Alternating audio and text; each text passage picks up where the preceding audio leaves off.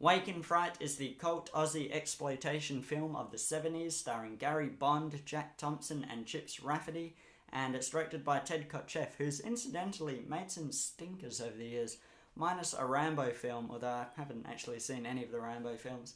But he also did the original Fun with Dick and Jane movie, and I've only seen the Jim Carrey Tia Leone remake, which I did like a lot.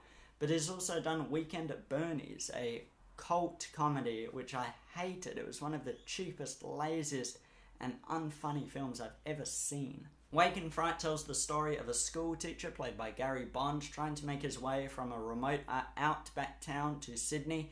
However, he gets completely sidetracked and caught up like there's no tomorrow nor the next 4 days within the blokey, rural and isolated environment he's trapped in. Why did you say that? Say what? About them being proud of hell. Discontent is a luxury of the well-to-do. You gotta live here, you might as well like it. Why don't you like Crawford? Joe? The touch of his hairy hand bent. I'm as bored with it. The aggressive hospitality, the arrogance of stupid people who insist you should be as stupid as they are. It's death to farm out here. It's worse than death in the mines. You want them to sing opera as well.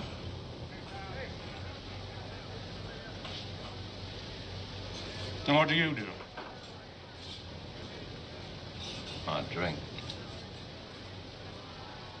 So the first thing to say about Wake in Fright is that it absolutely throws the viewer into an environment that I personally despise, that of gambling and hunting in a completely male-dominated and beer-soaked world, and I do mean beer-soaked. Chips Rafferty's character in this does all throughout this amazing feats of just being able to pour entire schooners down his throat.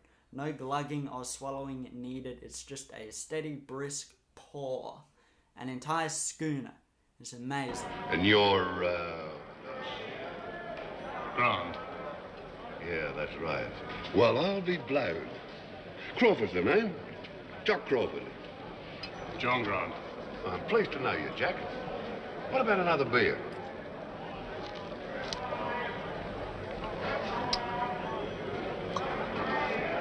Thanks, Mr. Crawford.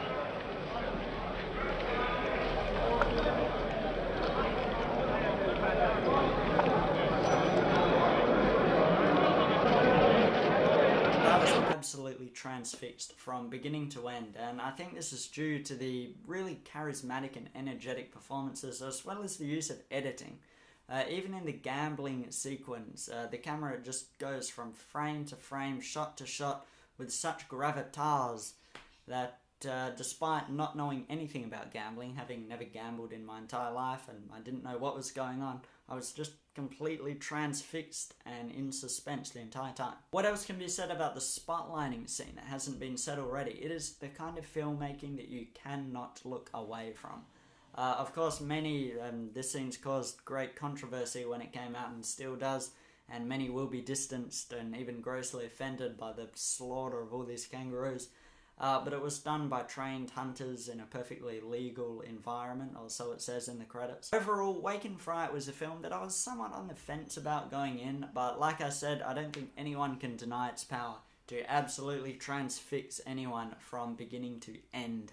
A classic Aussie film indeed. But that will conclude this little review. Thank you so much for watching, and please let me know in the comments what you thought of Wake in Fright. I'm not a cop. I'm not asking you. It is your duty to comment, your obligation, so do it!